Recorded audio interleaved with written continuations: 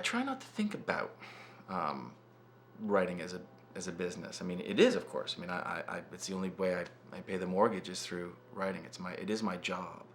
On another level, there's nothing I can do to kind of change the job. I want to write books and send them out and participate fully, not be a snob, be a part of it, and do what I can to get people to read them, because I want people to read the books. I'll do anything, but at the same time, I don't want to think about the publishing industry, because it's like thinking about the car industry or something, At the same time, those people in the industry are very important, and they have a certain amount of knowledge and expertise and are very good at what they do. So obviously I take people's advice and I'm interested in people's opinions.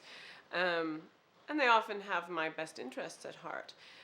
But they are also, first and foremost, business people. And there is always that tension between the artistic impulse and what it can compensate you or your publisher or your agent in terms of monetary value. My first book came out in 1973, and writing was a completely, no, let me take that back.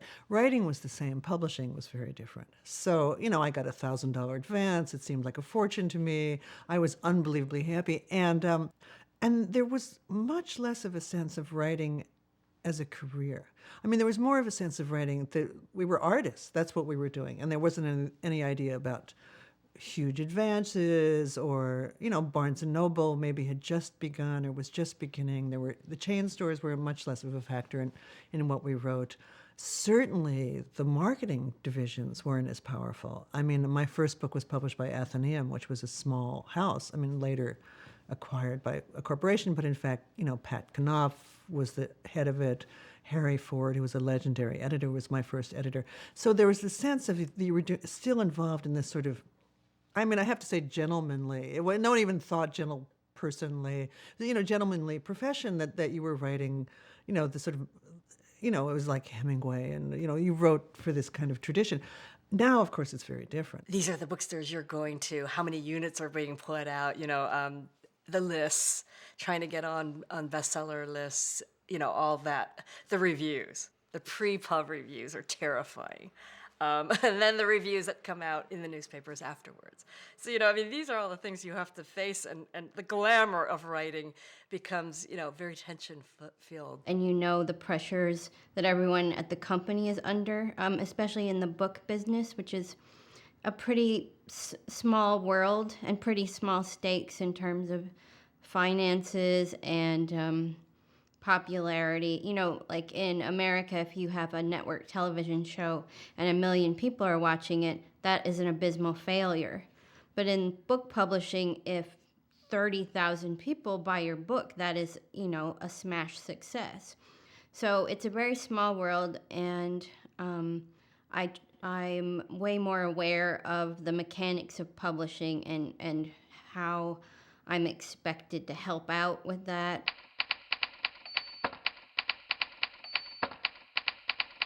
You make the best book possible, and if no one likes it, no one likes it. But once it's out there in the world, you have to realize that the people who are working to get it out there need more than you to say, here's my brilliant piece of work. I recognize that if I want to live doing this thing that I love, that the work has to sell, and I will, to a certain extent,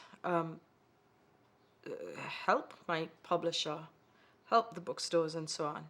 It's not my favorite thing to do, but I do want to make a living from this. And it's not simply I want to make a living from this. I want to continue doing it.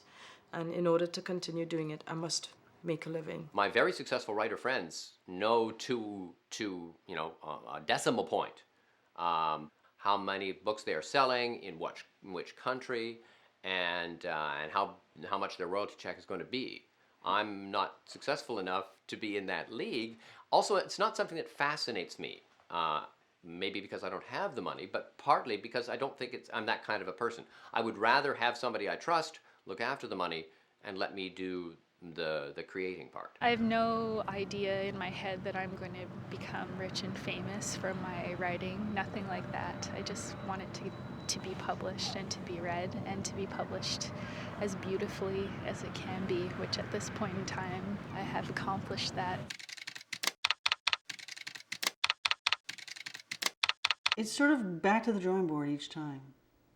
I have a book, all the characters in the publishing world have shifted a little bit. They've moved from one publishing house to another, or they've moved up the ladder in a publishing house. So the landscape is quite different with each book. I have an agent. Well, actually, I've had two agents, so they change too. It's all back to the drawing board. And as a writer, you have to adjust each time out, and you have to know which questions to ask. When you're doing your contract, you have to figure out, okay, what percentage do I get, of royalties? And when you do subsequent printings, does that percentage go up or does it stay the same? You have to learn from mistakes you make early on or questions that you don't ask or whatever. It's a learning procedure as much as sitting down and writing the books. That said, there are a lot of good people in publishing. There are a lot of passionate people in publishing. You just got to keep your expectations in line. That's what it comes down to. Just on the mundane level of income, your income can go way up and way, way down. Total roller coaster, which is it's one thing when you're 25. But, you get in your 50s, that kind of stuff is scary. I remember many years ago, a writer friend and I were sitting around talking late in the night, and one of the people listening to us said afterwards, "I know what it's going to say on your gravestone. It's going to say in elegant lettering, but will it sell books?" But I was much younger then, and I stopped worrying about it. It will or it won't. You never know. I mean, I don't think publishers know what it is that sells, really. If they did, it's all they would be publishing.